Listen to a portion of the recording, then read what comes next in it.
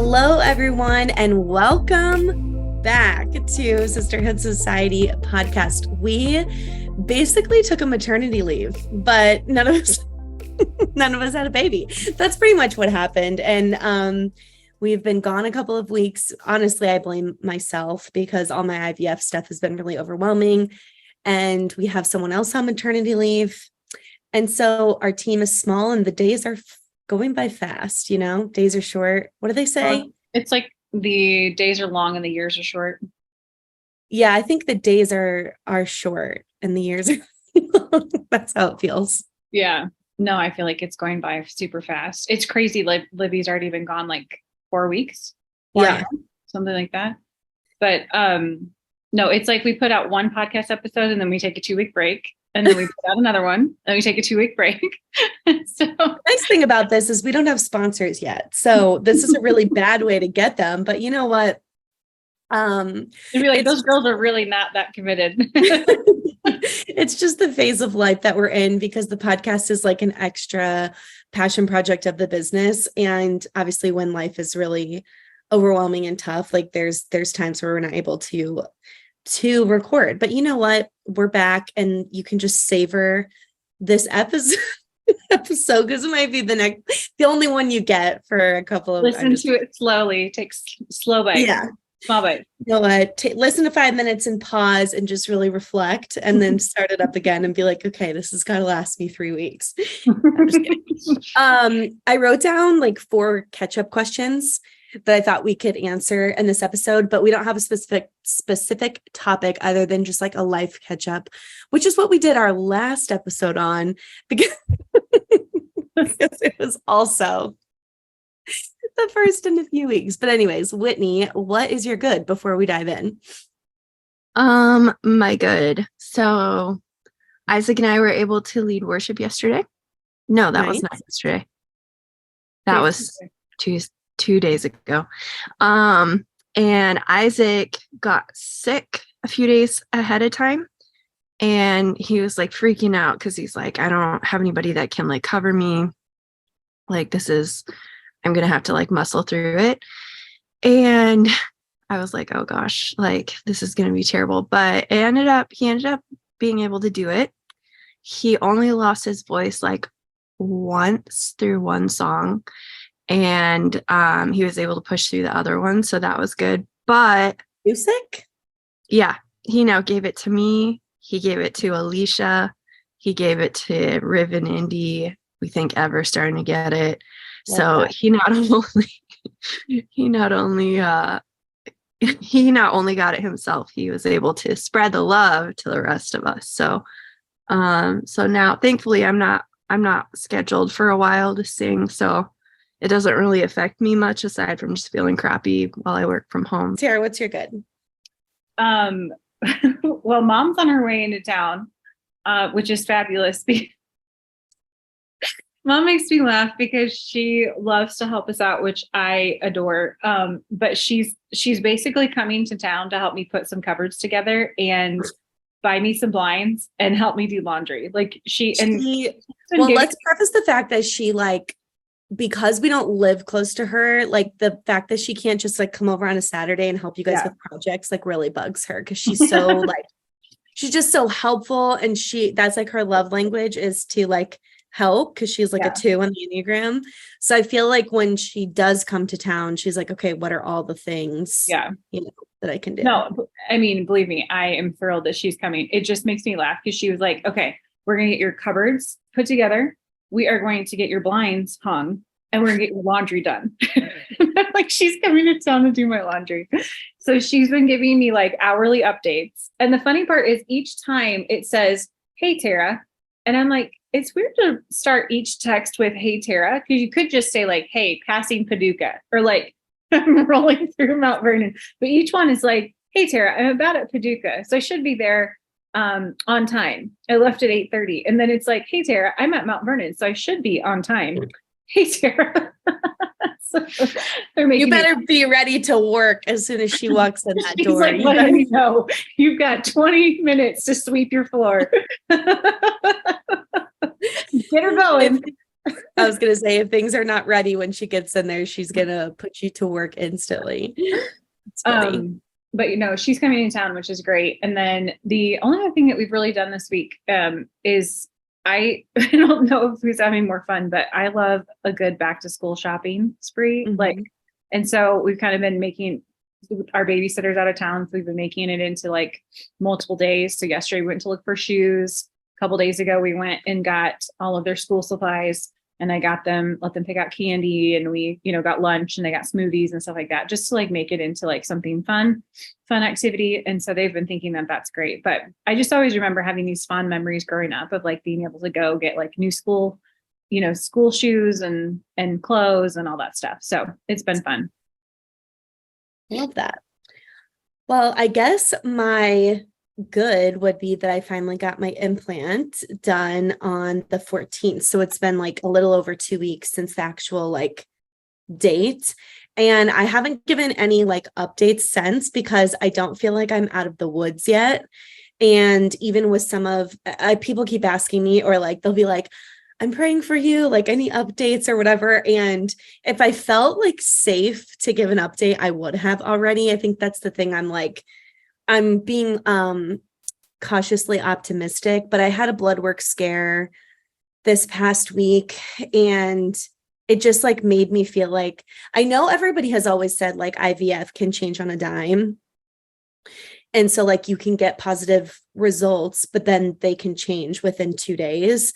And so to me, it's kind of like the same thing, because at this point, people don't actually always even know they're pregnant yet. You know what I mean? Because this would be about the time when like a normal pregnancy would like miss a period.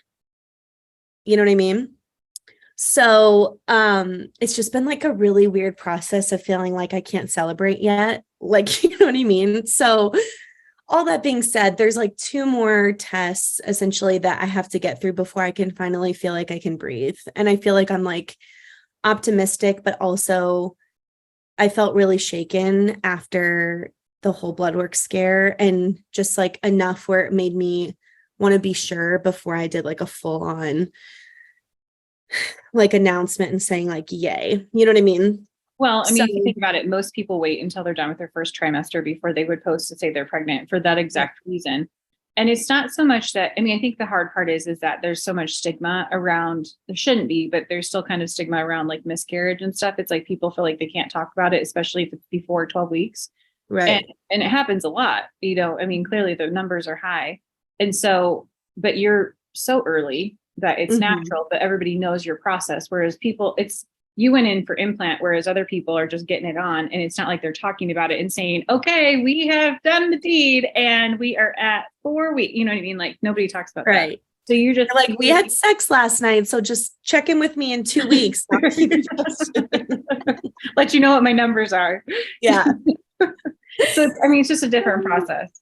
Totally. And honestly, if it wasn't my first pregnancy, like I think the next time I do this, I'll share every nitty-gritty detail. Like I really think I will be like, here was my blood test, here was the numbers today. But then because this is the first one, and like that moment of actually getting to like announce and say for sure that we know things are going well and stuff, it feels like really like, I mean, that's usually the most special announcement. I mean, not that it's not special when you have more than one baby, but like your first one, and especially from like the whole journey we've been through, it's just felt like weird or like, it's like, I keep telling people, I'm like, it's kind of anticlimactic. And they're like, well, it's not, because we're all so pumped that, you know what I mean? That you could be pregnant, but it's also, it feels anticlimactic because everybody's like waiting for that, like for sure result. And I myself don't feel like I have that to give. You know what I mean? So this one girl messaged me and she was like, we, us IVF girlies know what you mean. Or like, I already know like what's going on. And I was like, well, either here, there, nor there, you know what I mean? Like, I don't feel like emotionally stable enough to explain it.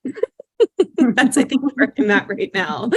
So anyways, I had 2 really weird conversations with nurses that made me feel like the confidence that I had in the process got really shaken. And I thought that I could, be losing it. And I just was like, I don't know, like it made me cautious enough to like share about it just because I was like, I don't even know what's going on. So basically the process right now is my doctor wants to make sure there's a sac that's forming and that it's like a real viable pregnancy before he can officially say like, let's all, you know, what's the word I'm looking for? Like have a sigh of relief. And he said, once we do that sono, then he can confidently be like, yes, you know what I mean? Which I guess is kind of what a normal pregnancy would do, right? Like once you're 6 weeks, you would go in or you don't usually go in, even do blood work and sauna until like 6. I know my girlfriend was texting me and she was like, why don't they just leave you alone? Like after the first blood test, why don't you just like, I guess I kind of don't understand that either. Like if you get a positive result, what would it really do if your numbers weren't going well and then they're like, oh, you're miscarrying? Like, why don't they just do one blood test and then be like, okay, I'll see you for the 6-week sono or the 8-week sono? Well, because it's not like they can do anything. Yeah, right. Numbers are going. I mean, they can't stop the process from happening. So it is a little bit odd, but I don't understand the reasoning. Yeah. So anyways, I've had 4 blood draws now, and then I will have a sono soon. And then after that, Phil's actually pretty private too. So he wanted to be like, for sure, before we like post anything on social or like fully share everything, just because when we were waiting on results yesterday, I was joking with my sisters, but Phil was like literally following me everywhere. He was like so overwhelmed. And it's such a nerve-wracking process, and just like it's expensive as crap. Let me just say that. And just thinking about like getting this far and having to start over again feels really overwhelming to me. And just like I just kept telling Phil, like, if this baby ends up passing and we have to start over, like, I don't know how emotionally and physically I can keep doing this, because it's just a lot. Like, I don't even know how else to like explain it besides it's just overwhelming. And not just financially, but physically, I have like all kinds of weird symptoms happening because of all the medicines I'm on and the injections. And what'd you say? You have butt welts. I do. I have welts on both sides. Basically, the progesterone that helps you like trick your body into already being pregnant and help like help you to not miscarry. It's like a really thick oil. And when I ordered it from the pharmacy, they call it oil and sesame. They call it progesterone suspended in sesame oil. And I was like, sesame oil? That's so weird. I thought that was really odd. Anyways, but my eczema on my face is out of control. My butt muscles where we're injecting the progesterone is like insanely sore. I have bruises and welts all over my butt. And yeah, it's just like I don't feel that good. I'm tired. I told everyone I feel like I ran a marathon with just my boobs. It literally feels like I ran a 5K with just my boobs. Like, I'm like, why are my boobs? And it's not just here. It's like up into my armpits is sore. Like everything hurts. Everything aches.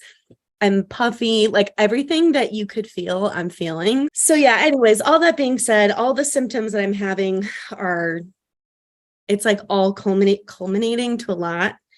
And I also feel very out of breath, and I'm just sitting here. That's normal. That doesn't get better, let me tell you. Like, I literally feel like if I'm talking a lot, I'm like, okay, so anyways. Yeah, that gets worse. Don't even have a bump. So anyways, I just wanted to give an update about that because I feel like I'm getting asked a lot for updates, and I don't really feel like I have anything to share yet that I can like confidently or comfortably share anything where I'm like, yay, because I feel like if I say it, I want it to be like actually, and I don't feel now when people DM you, you're just gonna link the podcast. Yeah, go listen. And this was like, it's annoying because it's vague, but I also don't know what else to say. You know what I mean? Like, I hate when people are like, yeah, I'm going through a lot right now. Like, okay, either say it or don't. So I know it's like super annoying. But I'll just say, I feel like with the blood work not being for sure on whether or not my levels are rising properly, that's just made me hesitant enough to actually want to celebrate it in the right way. So I don't feel like I can confidently tell everyone that I'm pregnant. That's what I would say. That's kind of where I'm feeling. And when people DM me, that's basically all I've said is like, I just don't really feel like I have news to share. So That's true. Yeah, that's where it's at really currently. But I also know that like, it's not really, I was like telling people, it's like, it's not a secret because everyone knew I like went and did the implant. Like, even if I didn't post it on social, all my friends and family knew that I went. So it wasn't like, it's not one of those things like once it's confirmed that I can be like, you guys, I'm pregnant, surprise, because it's not a surprise. It's not a surprise. It's more just like people are waiting for the confirmation to be like, are you or are you not? And I know it's annoying because there's a really popular fashion blogger named Laura Beverlin who has like one of the most like heartbreaking infertility stories I think I've ever watched. Was it you, Whitney, that ended up seeing her story and sending it? I think I did. I think Tara showed us the last one, but the one before that, I think I sent. I can't even remember what she like said. Didn't she say 4 retrieval? Or I'm gonna get her confused with the girl. No, it's like 6, right? 6 retrievals. Well, so there's 2 different types of retrievals, which I think I've explained to you guys. Basically, there's called a fresh transfer and a frozen, and I've done frozen, obviously, because we had to do all the testing. A lot of people don't choose to do chromosomal testing because it's like an extra $5,000. We didn't have the option because we had to do genetic testing. So to do genetic, they have to do chromosome testing too. So we were like all in on both retrievals, had to test all the embryos. The thing I can't figure out about her journey, and I don't know like exactly, I don't know if I know the full story, is they do fresh transfers, which means like you do the egg retrieval process and then like 2 days later, because they can keep your embryo on like ice, or I don't know if it's in a heater or a cooler, one of the two. Because I know when we were doing egg retrieval, that Phil was going to have to give sperm like either the day before, or we were trying to figure out, he had a show with Kelsey. So we were trying to figure out like, can he fly out same day or can he give sperm the day before and they can keep it in like a warmer for like 24 hours. So I think that they do that with the embryos. So she implanted 2, I think, at a time, but they didn't test them. So they have like less of a chance of surviving because there could be chromosomal abnormalities. But like the weird difference is like her last retrieval, they only got 3 eggs. And like my retrievals, I got like 24, which again, once I got to the point of testing, then we had like 7, you know what I mean? So it wasn't like I had tons, but you usually start with more and test down and get like a handful, whereas she's only starting with a handful. So I'm not really sure exactly what the motivation is behind not testing it. But you would think, especially for how many times she's gone through this, you'd think that they would maybe want to try testing to prevent any future. It just feels like kind of a waste of money. Like you want to make sure that in the end you're assured a baby and giving that baby a shot. So if there is like a chromosomal issue or something, or if you need to be put on a different medication for certain things, like you would think that they would kind of be proactive with it. But I also have no idea her story. I'm just assuming a lot from that. You know? I don't know like the details of it either. And that's why I've always been so curious, like now doing it. Because when I tell people about IVF, they're like, okay, like start from the beginning. Like, what is retrieval? Like, it's like, unless you've gone through it or you know someone that has, it is so confusing. Because even I was like, I have no idea what I'm getting myself into.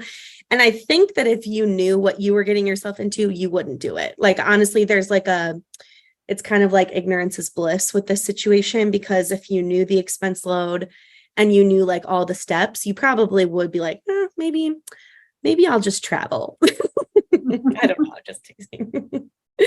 So, but yeah, I feel like it's one of those things that I haven't really understood. Maybe if your eggs are healthy enough, they think the fresh transfer is a better option. Because I know if your eggs are not strong enough to be frozen, that's why a lot of people do fresh. So maybe it's something with that. I don't know. Like maybe they don't think they can last through like the testing process. I wish I would have known what happened in like her first couple, because I don't think I was following along super close in the first few years. But yeah, anyways, all that being said, I would just say, I guess I feel like things are looking good, and I feel like all the pregnancy symptoms. So I feel like if that's because people keep asking me if I'm nauseous, and like in the last week, I haven't been. And then today, especially, I feel like really weird.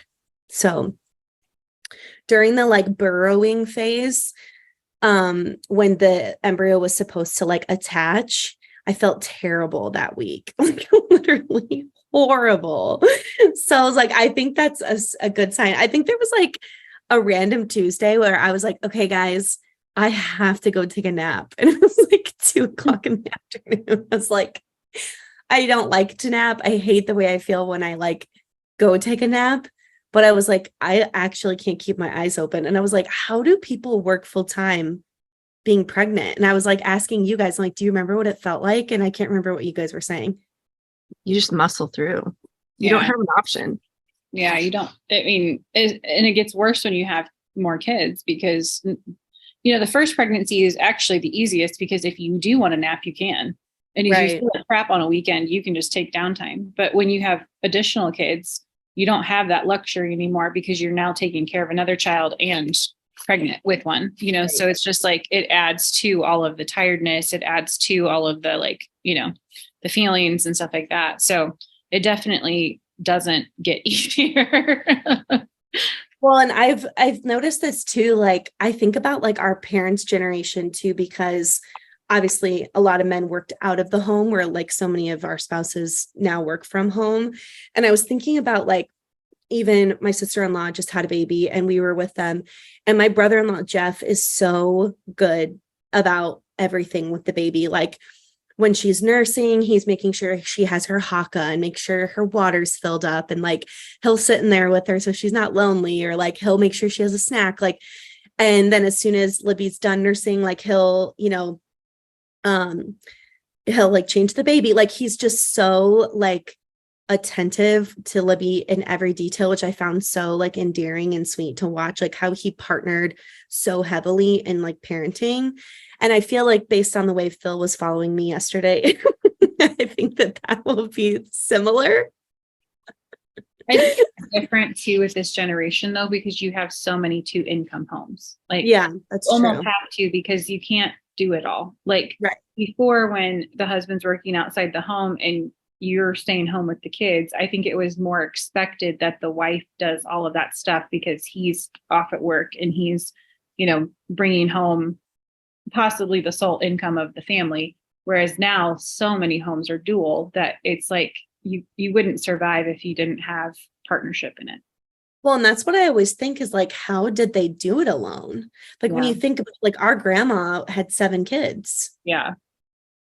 And she didn't have like a sitter or a nanny or like any help. And of course she stayed home, but like 7 kids, like, I guess you just start training the older ones to help out a lot. I was just listening to something, they were talking about that, how, it's not that you just start taking more care of more kids, the kids start kind of taking care of each other. And that's probably like how the Duggars survived. I was just going to say like the Duggar documentary where they matched all their kids up, right? Like they said, you have a buddy. But I mean, you almost have to. I mean, I will say now at the point with 4 that Briggs is really the only one that's hard from the standpoint that he's needy. The rest of them can get their cereal. They can make their own, make their own breakfast. They can get themselves dressed. They can take showers. So they're very self-sufficient, which makes it way easier because you're not running so often and you have extra hands to be like, hey, grab me a diaper. Hey, grab me, something from upstairs.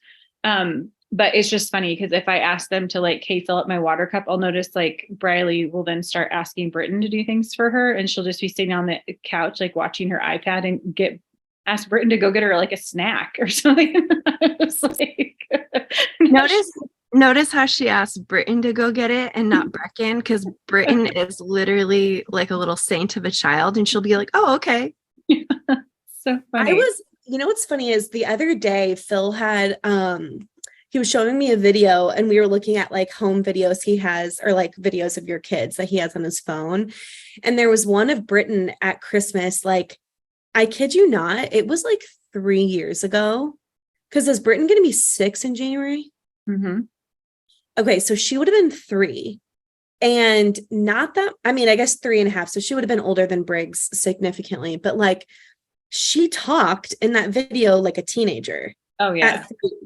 And like it was so funny. I was like, what year, what Christmas is this? And Phil like told me the year. And I was like, Brittany would have been 3 in this video. And she's literally full on chatting like this right now, like a 16-year-old, like full on conversation. She's like not talking in a baby voice. And like Phil's like, what'd you get for Christmas? And she's like taking it and she's like, okay, I got this shirt and it matches with these shoes. Okay. And then I got these Barbies. And she's like, I love the color pink. And I'm so excited about this book. Like, I was like, how is she 3? Like, she just acted so much older. She talked really early. She definitely, it was like, I felt like if you watch back videos, she probably talked the earliest of all the kids as far as in sentences. Because Yes. Brecken talked, but she was, it was harder to understand her. Right. And because we have that video of her and Riv talking on FaceTime and he keeps going, what, Becken? What, Becken? Like, he has no idea what she's saying. And then Briley obviously started, speaking later, and Briggs is pretty good, but he's not like full on sentences. But yeah, she talked really early. Was that the Christmas that she was like, oh my goodness, I got a bike? I can't remember if it was that one or if it was, no, that was the next year. So that's when she was 4. Okay. Yeah. No, she was literally 3. I couldn't get over it because Chi-Chi's 3, but Chi-Chi talks in full sentences now. She does, but we treat her like the baby. And so oftentimes she'll act like a baby because she likes being treated like a baby. So a lot of times she doesn't talk in full sentences because she's like the baby, she's got to get her way. I'm curious, kind of tried to act older though than she is. Like, I mean, even I was telling you guys that we went to Meijer yesterday and we're standing at the Gloria Jeans counter and Briggs whips out, watch me, nay, nay. And he's just like yelling at the top of his lungs, watch me, nay, nay. And I'm like, what in the world would that come from? Well, then we get home and Britton's doing the dance and she's got some hip motion, like hip action going on with her like little dance moves. And I was like, oh, dang. I'm going to have to watch her. She has more rhythm than me. Like, I was like, wow, she's kind of a good dancer. Like, that was pretty impressive. That's what was funny is because her and Brecken were side by side and Brecken very much has my rhythm, which is none. And she tries her hardest, but she doesn't got it. And Britton had she looked like a little dancer. I was like, wow. Where did this come from? Because it's definitely not Brian's side. What was I going to ask about Chi-Chi? I was going to say, I don't feel like I can't understand what she's saying, though. It's more just the fact that, like, does she talk in full sentences? But it's not like Chi-Chi has like a speech impediment. Like she says what she wants. Like, I'm wondering if with having older siblings, like with Britton or with Chi-Chi, it's like you want to act older because you see your older siblings, you know what I mean? Could be. Yeah. It's crazy. I was just thinking about Chi-Chi turning 4 and I was like, it's weird like that the babies of the family are getting to a point where they're all like kids, not like babies anymore. Yeah. I think that's what's weird is with Briggs going to preschool this fall. I mean, that feels very strange to me. So. Is Chi-Chi going to preschool? No, I'm going to keep her back one more year, I think. She'll go next year to pre-K 4, I think it is, the 4th class. I don't think I went to preschool either. I went to like Bible study, like daycare. I didn't like, I think preschool at 3 is that newer? Yeah, I think so. I mean, I think they've had it for a long time, but it definitely wasn't a requirement by any means. I mean, right. I'm only doing it because Briggs will be literally bored out of his mind if he's here. And so, and he's so social that I think he'll just die on the vine. So he's like, he cannot wait to go like play with all the kids. Like he's so excited about going. So it's funny that like pretty much all your kids, I guess, except for Briley, are so extroverted. Yeah. And Briley's more so than you think. Like she's actually probably better about being in like unusual environments where she like meets, like she latches on to new kids really easily. Like she's really easy, like quick to go play with new kids and like make friends. Like she'll put herself out there and say hello and like say her name and like get to know someone. Whereas Brecken kind of wants like the lead in, Right. But it's interesting. Okay. I wrote down 4 catch-up questions that I thought I could ask. So Whitney, what is your favorite memory in the past month? I feel like we really enjoyed our Nashville trip. And I feel like when I think back to it, even though my kids were melting down, I feel like that Disney experience was really cool. It was a fun, like, adventurous thing to do. But yeah, Ever was kind of freaking out, and so was Indy. But the whole overall experience, for the most part, was just really fun. I like doing new adventurous things like that. That's really sweet. What do you think, Tara? Honestly, our trip to Dallas was probably my favorite memory here in the last month. So we checked out some new business opportunities in Dallas and met up with Dad. And it was funny because we were like, what are we going to do all day? Because we don't fly out till the next day. Like, our meeting was at like 11. And I was like, I had so much fun literally sitting in that hotel room for just 5 straight hours. Yeah. Like, talking to Dad, I'm like, when do we get to do that? First of all, it was like this once in a lifetime opportunity that just the 3 of us went with him, because we didn't have any kids, didn't have any husbands. Like, it was such an unusual situation for us to be able to do that together. And so honestly, I'll really cherish that. I agree. Our dad, we always joke, because I feel like the older I get, I become more like Dad in this way. But Whitney made a comment and she was like, one thing I really respect about Dad is that he really knows what he likes. Like, if he eats at a restaurant and he doesn't like it, you're never going back. He's so like the slippery slope. Yeah, but not that Dad's like difficult, because I would say he's pretty open to most things. And for the most part, like, if he's not like hungry for something, he'll be like, I don't care. What do you guys feel like? Because even that night he was like, you guys pick whatever. But it was cracking me up because he has traveled and flown like an insane amount in our childhood, and just like throughout our life, because he traveled for business. And 2 different times in my and Whitney's childhood, he lived in a different state most of the time. So at one point he was living in Ohio while we were still in Illinois. And then the reason we moved to California is because he spent 2 years basically living in California, coming home every other weekend and going back. So that's why we ended up moving to California, because we were spending so much time apart. So our dad like has like American Airlines, like gold, or what is the highest like status, like platinum. And I'm that girl that like when I fly, I could care like less about like the perks, like I don't need TSA pre-check. There's this new thing called oh crap, I'm gonna forget. Literally, it's actually infuriating if you don't have it. I think it's called Clear, where the people just keep going to the front of the line. And it's like, there's like a representative that like escorts them to the front. So if you're part of like the normal cattle, you never get through security, because these Clear people keep cutting you. And it makes you want to get it, because you're like, I want to be like, I have Clear and I cut everyone. And it's like, but like, if you don't have it, it's faster than TSA pre-check. Like, you do not wait in line. You go straight to the guy that's like looking at your ticket and scanning your license. Anyways, my dad gets through security and I'm with him in TSA pre, and he's like, Kait, you just like come with me, because like I have TSA pre-check. And the whole time I'm thinking Phil has TSA pre-check, and I'm pretty sure I'm not allowed to go with him because we fly together every once in a while. So we get to the front, which was like 40 minutes, this security line. And the lady scans, she's like, do you have TSA pre? And I was like, no. And she's like, are you older than 12? And I was like, what kind of question is that? I'm wearing a wedding band. I'm like, I guess I'm flattered that you think I look 12. But I was like, am I older than 12? And I was like, I'm 34. And the lady was like, yeah, you got to go in the regular security line. Okay, our flight is taking off in like 26 minutes at this point, like boarding. And Dad's like hell-bent about going to the Admiral's Club to get boiled eggs. Like, he just really wants to go get some breakfast. So I was like, he's like, I'll just go get breakfast and I'll come back. Like, he wants to do like the whole experience, like the pre-check, the Admiral's Club, like get his free breakfast, fly first class. Because actually with his status, he doesn't even have to pay for a first class ticket.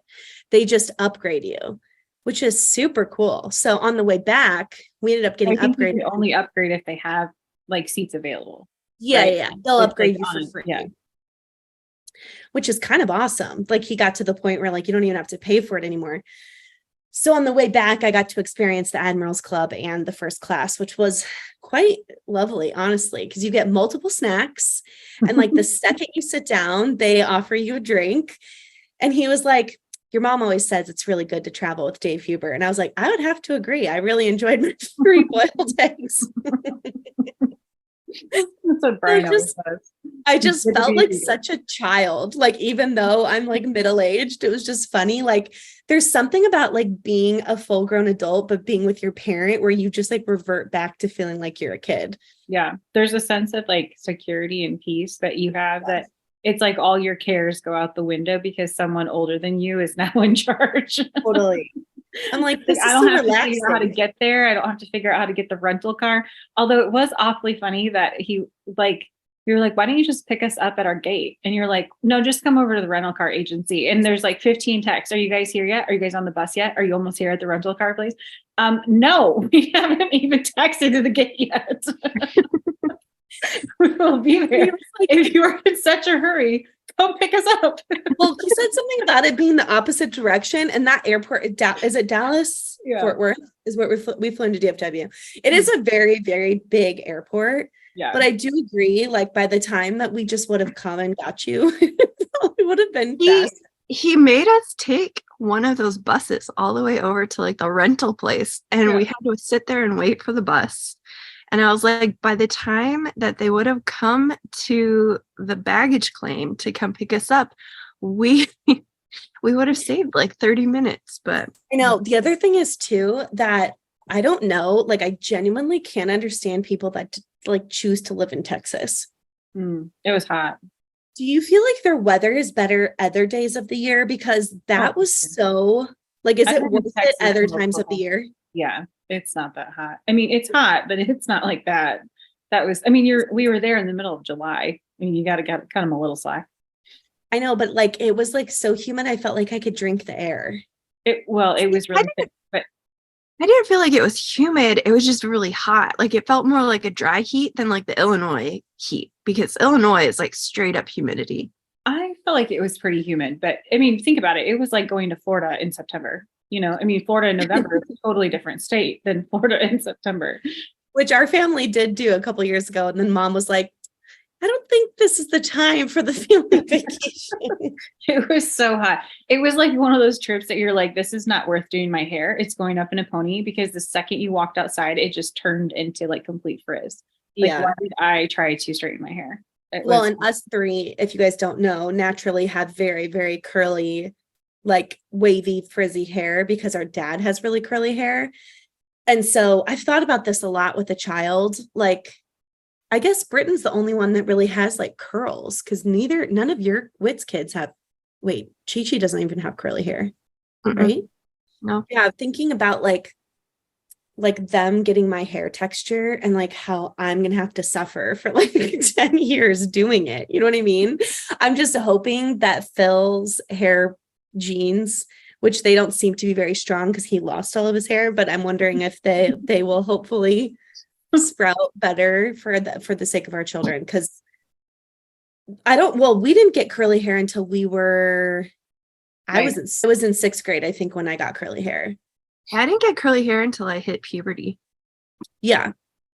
Mine switched in 3rd grade. Third grade. I got a perm and then never got another one again. That's funny. Yeah, that's the funny thing is like, I think I got a perm. Mom gave me a perm when I was 5. And I remember that term. Curly forever. Okay, the next question I wrote down is, what is the best meal you've had since the last time we podcasted? The best meal that I've had.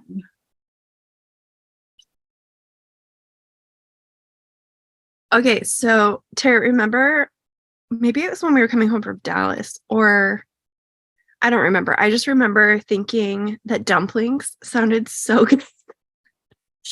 I don't know why. I was just craving them so much.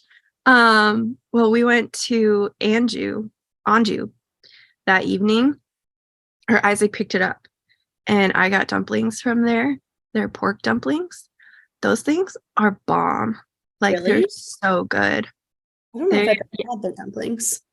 Yeah, I sucked them down. They like totally hit the spot. So those are One of probably those things that kind of like melt in your mouth. It's like they give you 5 and it's just not enough. Like it needs to be a platter of 12. That's like when you go to Distill and you order the pretzels and they only give you 1 cheese and we're like, please bring a second cheese. Like it's not enough to just have 1 cheese. You've got to order 2 cheeses from the start. Yeah, it's really the best way to go. We haven't eaten anywhere specific recently. And so, but Whit and I just did go to Ancho and Agave with Darcy the other day. And the barbacoa tacos just always hit the spot. So one of my favorites. So Isaac and I went there with friends like a few weeks ago, and they ordered the churros for the table with the side. It comes with like 3 dipping sauces, and there's a salted caramel one. And these are like just little churro bites, and you dunk them in this salted caramel sauce. I could have eaten like 3 orders of those things. Those are so good. They had like the crunchy, chewy, salty, sweet combination. And like I'm a moth to a flame when it comes to that. I'm just like, this check marks all my boxes and I want to inhale them. But I had never gotten them before that. It's like a dulce de leche, and then they have I think it's like chocolate, and then they have the caramel. And I think they even have one that's like a raspberry jelly almost or something like that. Yeah, I think it's so. 4 different ones. And they're really good in-house, but if you take them home, because we took them home as like a take home dessert one time, they don't do well. Like yeah, the it's definitely doesn't last. Yeah, it's definitely something you need to eat there while they're warm, because reheat it. You can't really reheat a churro and have it stay the same consistency and whatnot. Yeah, not well anyway. I went to hibachi last night, which is like one of my favorite meals ever. There's just something about you and I used to do that in college all the time, and it was always your idea. And we'd always try to go for like lunch or mid-afternoon when it was. We would make them do a show just for me and Whitney. Oh my gosh, they would make us wait for like forever because they were hoping somebody else would show up, and no one did. And so it's just me, Kait, and the chef. Literally. Why don't you just eat on the restaurant side so that they just bring it out? Because they don't like offer the same like meal. Yeah, they do. You can order off the menu. Oh, well, what I was going to say is we used to have like you just wanted to see the onion choo-choo train. That and this guy, oh my gosh, it was so funny. I've never seen someone do this, and Whitney already knows what I'm going to say. This guy shaped the fried rice into a butt, and then he spanked it.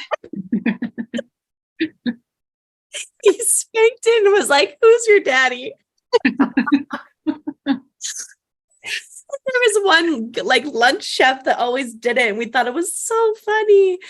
Oh my gosh, it was hilarious, and we were dying. I just remember Mom, like in early college, I was like a freshman, Whitney was a junior, and originally Mom and Dad didn't tell us we needed to get jobs.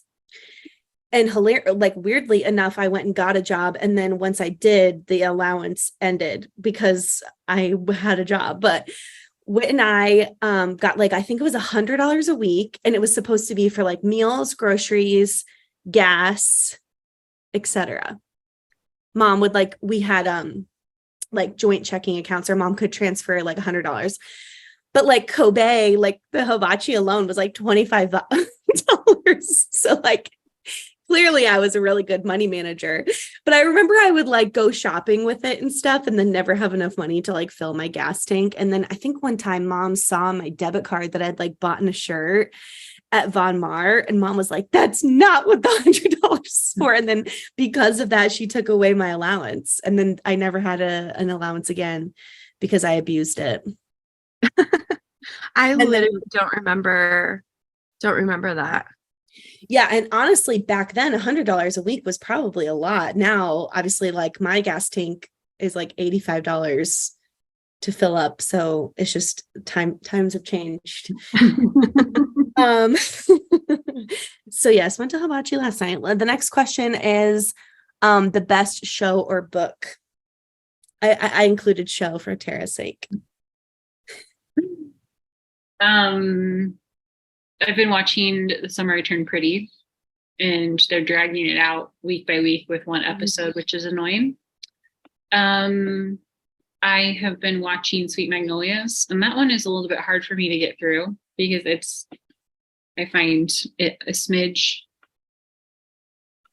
Is annoying the word? Maybe not annoying. It's like one of the ones.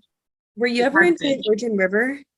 Yes, I'm waiting for that season to come out too. I like that one. I feel like they have similar cheesy vibes, but Virgin River does it better than Sweet Magnolias. Yeah. Sweet Magnolias, there's like multiple characters that I don't know if their voices are really like that or if they're just using an accent, but like, do you watch it at all? I watched the first season where it ends on a cliffhanger of like a car accident. Yeah. And then of course, spoiler alert, like who cares? Because it's been like 3 years. The first episode, like they're all fine, right? Of the second season. Nothing happened. Yeah. Right. And like it just, so this season, they get into a fight, like the 3 girls, they get into this fight. It's honestly like the stupidest thing. They've been friends since they were like little kids. Right. And so they get into this fight because Maddie, the redhead, asks Helen, about her relationship with that Ryan guy who's like in and out of her life all the time. And because he's finally come back and he wants a relationship with her. And so she asks how she's doing and she's like, good, blah, blah, blah. And she says, are you happy? And she like flips her wig on her, like, just like, can't believe you'd ask that, blah, blah, blah.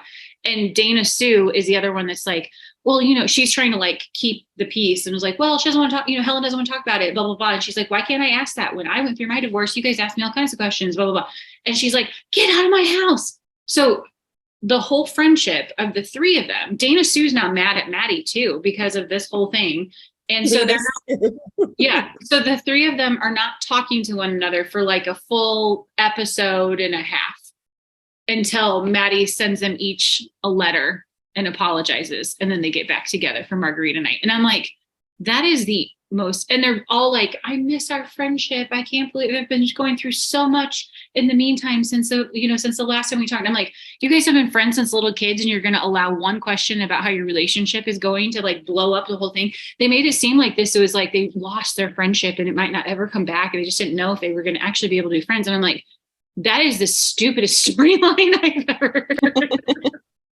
I can't stand and I think I've said this before, but I cannot stand like the misunderstanding trope or like assumption trope. Like I know that's like in like romance books or whatever, but like the storyline where something gets misunderstood or misconstrued and they don't communicate, it feels so immature.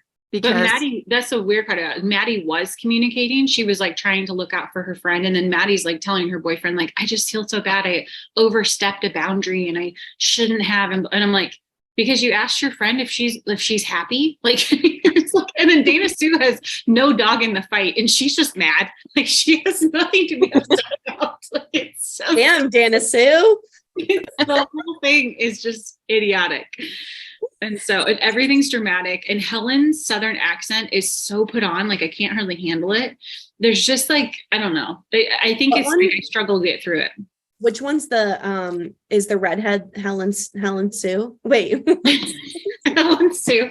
No, the redhead is Maddie and she used to play on Reba. You remember Reba's show? She was the daughter. Oh, yeah. Cheyenne. I feel like you really, Cheyenne. I feel like you really liked Reba. That's the only reason we watched it. I kind of watched it. It was kind of one of those like fringe shows. You just watch it because there was nothing else on. I didn't necessarily love it. I didn't watch it. Van and Reba really took us on a turn because he went from Reba to Shameless, and that's the worst show ever. And he's like full frontal nudity in Shameless. Oh, no way. Yes. I was going to say. I never watched that show. I just know that it's like so bad. I only started watching it because Sarah said it was one of her favorites. She's going to hate that I just said that. Sarah said it was one of her favorite shows. I think I've told this at the podcast, but we were at Warner Brothers and we did the tour. Sorry, I'm my friends told me to get this for nausea, Preggy Pop drops. Oh, those never worked for me. Are they like ginger flavored? No, Phil was like, Kait. He's like, these are literally just sugar. He's like, yeah, there's one. Like you're kind of eating like a Jolly Rancher. Yeah, there are ones that are like ginger infused. And for one, sucking on anything ginger flavored makes me want to vomit just to begin with. But they supposedly were supposed to help like morning sickness, and they did not help. Yeah, these have like cane syrup, corn syrup, citric acid, and essential oils, whatever that means. But Phil was like, Kait, I think you're just like literally sucking on like a sugar, like a candy drop. It's like, I don't know how that's helping morning sickness. So I was like, literally the amount of people and like not only friends, but like people in my DMs that told me to get these, and they're really expensive from Amazon. Weirdly though, they do help, but it could just be like a placebo. What I was going to say is me and Sarah went to, the Warner Brothers tour, and they were showing like different buildings that they use for different, like they changed the sets over and over again. They're like, well, we used this for Spider-Man, and we also used it for Annie, for like Anne Hannigan's like orphanage. Orphanage. I almost said funeral home. And then this is also the front door of the like condo from Shameless. And Sarah's like, oh my gosh. And she like outwardly like gets excited. And I was like, all I know is that Shameless is like a really not very like moral show. And she's like, don't tell anyone I like that show. I think like one of her girlfriends really liked it. And then it is really addicting. I remember watching it. I think I watched like 6 seasons of it. All that being said, Lip, the character, like the oldest brother that helps the main character like raise the family, he's now the main character of The Bear on Hulu, which I keep telling Tara she should watch. I know. I need to start it. Isn't Lip dating Selena Gomez now? Like in real life? In real life, yeah. I don't know if they are or not. I thought you meant like in the show. No, there's a post about it. Supposedly. Oh, really? Mm-hmm. That'd be a cute couple, actually. I think that he's handsome. He just kind of has like buggy eyes. Yeah. He looks very English to me. Yeah, that's a good call. He's not your typical like sexiest man alive, but he is cute. Like I can see it. His personality, there's something like really endearing about him. And he's weirdly so similar as like Lip as he is in The Bear. Okay. So in The Bear, so in The Bear, he's like this insane chef who has worked at the top restaurant in the entire world. And he like maintained all their awards and stars. Because I guess once a restaurant and a chef gets like the star, like Michelin star, you have to like keep up the stars to keep getting awarded them. But his brother and their family had this like essentially like a like chili beef steak restaurant called The Original Beef or something like that. And his brother ends up committing suicide and leaving the restaurant to him. And his name's Carmine, but they call him Carmi in the show. So he leaves New York to come back to Chicago to essentially like run the restaurant in honor of his brother. But the restaurant is like a hot mess. Like everyone's worked there for 20, 25 years. There's like mold and like all their pots and pans are old. Their like knives are really like dull and all this stuff. And it's just like this like hodgepodge of different characters and that are all like different personalities and ages that like all have just worked there for a really long time. So it's actually really cute because he's trying to like revamp it, but he finds out there's debt and he's like trying to figure out how he's going to make it like function. So we just started season 2 because I guess it just came out like this month.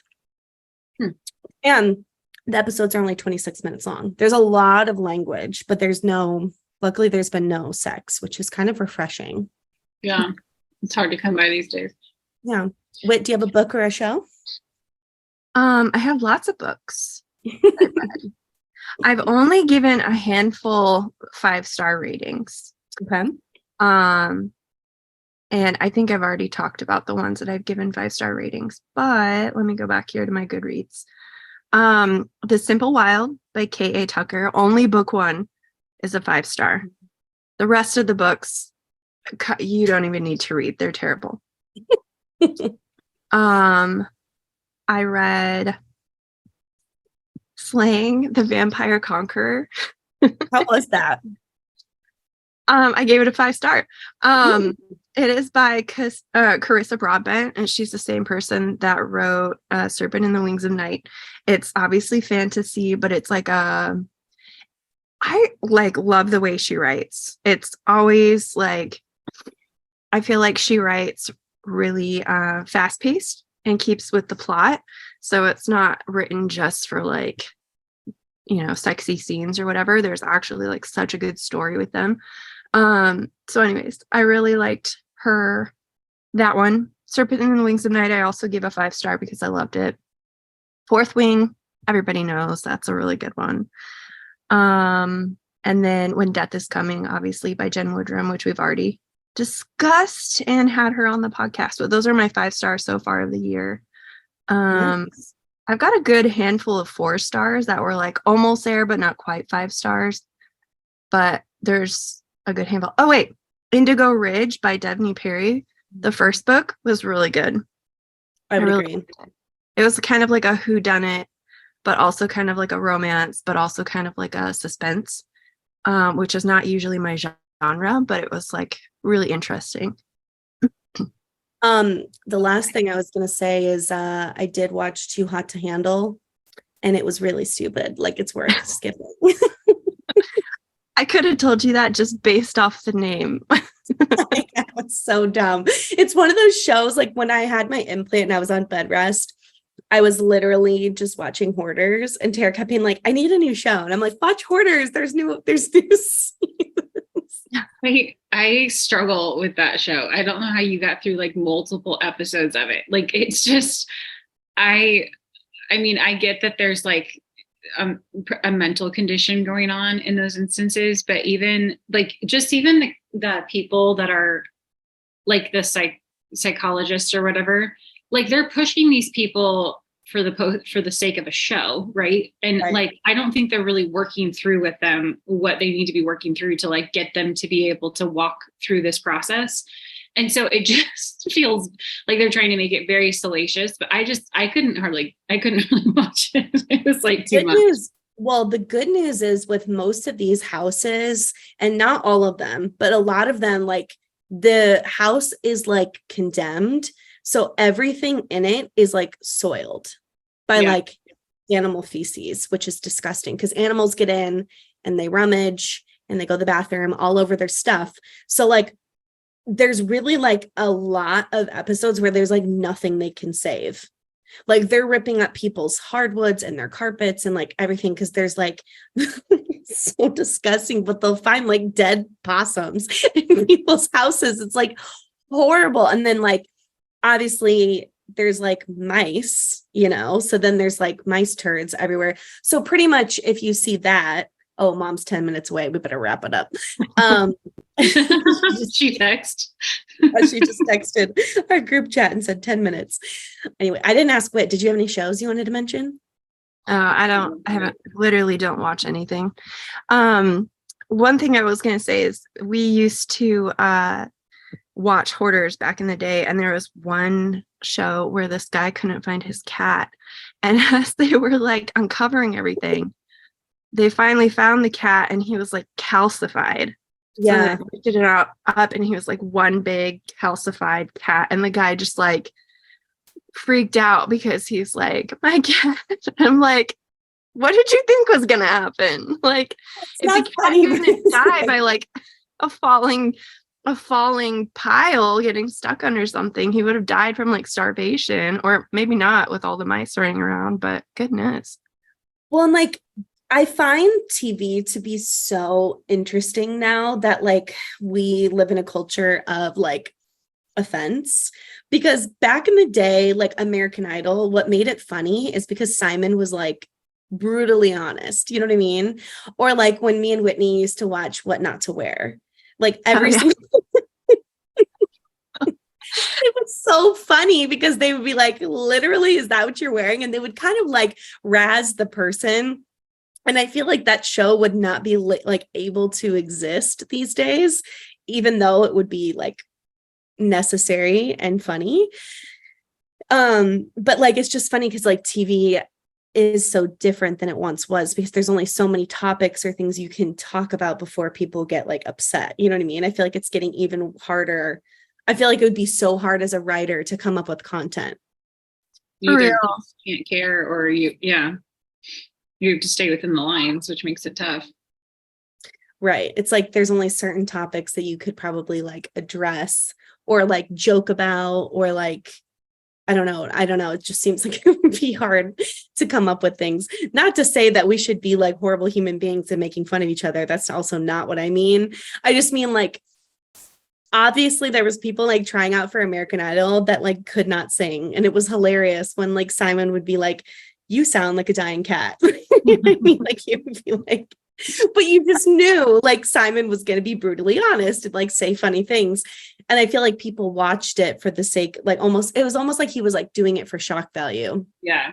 Oh, I think Isn't he on like X Factor now and he like doesn't say anything? Very mild now. Yeah. Is it X Factor? There's another one that. Oh, is it America's Got Talent? America's Got Talent. I think that's the one he's on. Don't you feel like those shows are for like our parents?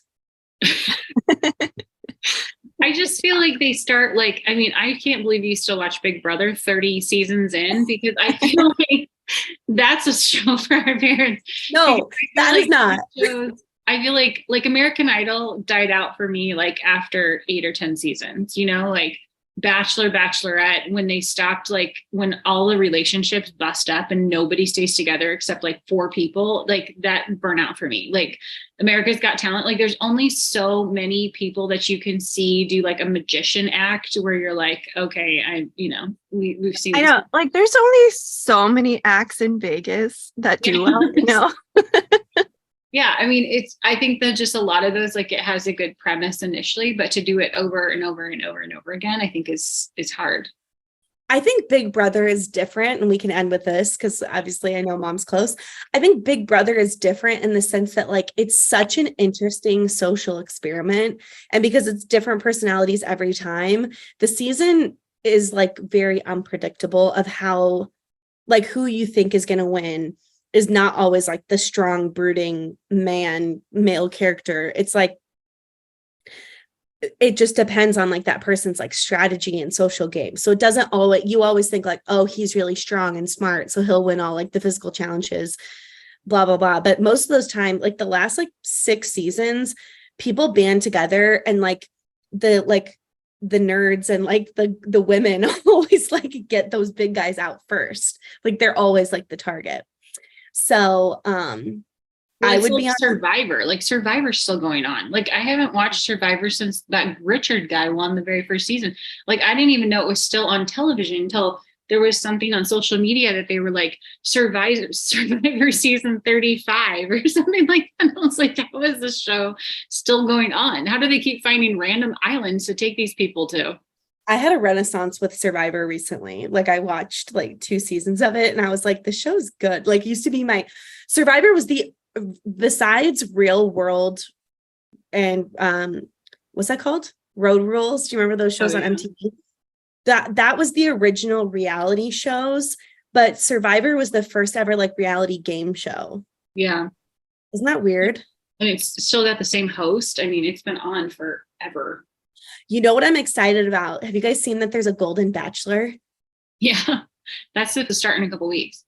So excited. Have you seen that? I wonder who the host of it is. Isn't he like 72? I'm pretty sure he's in his 70s, right? So what I think this is what everyone's talking about. Like, it'll be interesting. Are they going to have the people, like the contestants, be the same age as him? Or is it going to be like a big, like, trophy wife thing where they're going to have a bunch of younger like ladies on there? Like, if it's people his age, then that would be interesting to watch, right? Because he's probably really out there, not for the fame, but to actually find someone. Whereas now you can't trust why people go on. He's 71. 71. And so I think that would be the interest, but they're showing it on Hulu. It's not going to be on ABC. You know what I was watching the other day was, do you guys know Alex Cooper from Call Her Daddy? Mm-hmm. she had Harry Jowsey on, who was on the first episode or first season of Too Hot to Handle. And she was saying that he should be the bachelor and she should be the host because they're like really close friends. And she was like, I could like be close with you and like advise you, but then I could be like best friends with all the girls, which I think is like what Caitlin Bristow wanted to kind of like be, right? Because she only did one season, or was it two? Was it? Well, didn't she come in partway through with Tayshia? Did she end up doing more than that? I feel like there was like drama about how her hosting ended. I don't know. I just feel like that it just wasn't the same after Chris left. They have a guy again doing it, right? Isn't it like Jesse Palmer or something like that? The last season I watched was the one that was before Clayton, who's the bachelor that ended up coming out. Oh, Colton.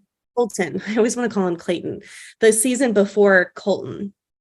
That was the last one. It was a bachelorette, but I can't even tell you who it was. Because then after Colton, I think they had Claire, and that was like such a hot mess. Do you remember her? Yeah, that one ended like 2 weeks into it, and then Tayshia took over. That's right. I didn't watch that. Neither one of those lasted.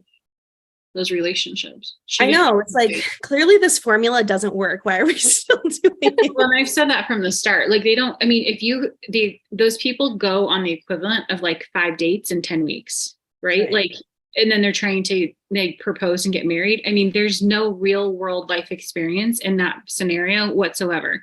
So I think I think one of them was talking about it, like the amount of time that they've spent together by the time they get engaged is like 30 hours or something crazy like that, because the dates aren't that long. And so, I mean, if you think about it from that scenario, if they really truly cared about the relationships lasting, one, they would make the time, I know they can't speed up the production time, or they can't lengthen that because they have to do it in a certain amount of time, but you would not be so worried about like the 3 months apart when they're in editing is when half of them busted up. Right. Mm-hmm. So you should watch it in real time or like a week or two behind, and then allow them to be together at the finale. Like this whole 3-month thing is stupid. Either that, or you give them more time for the relationship. This gives me flashbacks of when you were like in elementary school and telling the teacher how you could do things better. I was always like, well, in my head, I was like, this is how you should lay out the classroom, because these people talk to each other, and this would work better if you had them in these seats. Like I'd always think through like where everyone should sit based off of who they were friends with or who they would talk to. In my opinion, the best season ever of Bachelor and Bachelorette was JoJo. They're still together. Yeah, they're still together. I remember when Jordan got out of the limo, and first of all, of course, everyone's like, wow, he's so cute. But just the way that she reacted, I used to have this like special talent where I used to be able to pick the finalist from the limo, and like their reaction I would like really study, because when Emily Maynard picked that really cute Mormon guy, Jeff.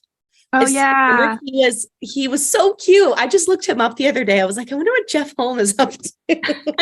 I love Jeff Holm. I was so glad she picked him, but like obviously their relationship was kind of doomed to begin with. I think religiously like probably didn't align, because she's like non-denominational Christian. He's like a devout Mormon, but I don't even know why they didn't break up, because I think that's probably what it was, or like he probably didn't want to leave like the West Coast or something.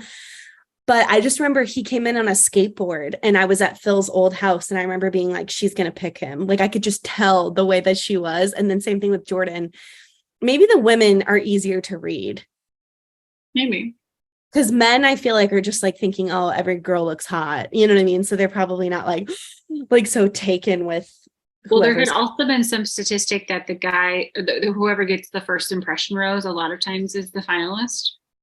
Oh, that's interesting. There had been like a statistic about that I think it was with the girls, whoever their first impression rose is who they ended up with. Like it was like that for Rachel. I think it was that way for Caitlin and JoJo. And it was like 5 of them that they were mentioning. It's kind of interesting. I also loved, but I guess it wasn't on The Bachelor. It was like on Paradise. I loved watching Ashley Iaconetti pine after Jared. That one is like the epitome of what you don't want to do to get a guy, and somehow it worked for her. Yeah. It's like, Love that she was just unabashedly herself, though. yeah. You know? Like she's just like, this is who I am. I cry a lot. I love like drama. I love like reenacting things. I love pop culture. She was just like, this is who I am. I'm not going to change myself to try to get someone. And I know that Jared and I are a great match, which she was very correct. Yeah. Honestly, I think it's cute though, because their story plays out almost like a romantic comedy, because it's like he finally realizes after all this time that the person that he wants to spend the rest of his life with, or that he's the closest to, or that he wants to tell all of his, everything that happens to him is her. And then he comes finally back. And so it's just cute, because it's like so rarely does that happen.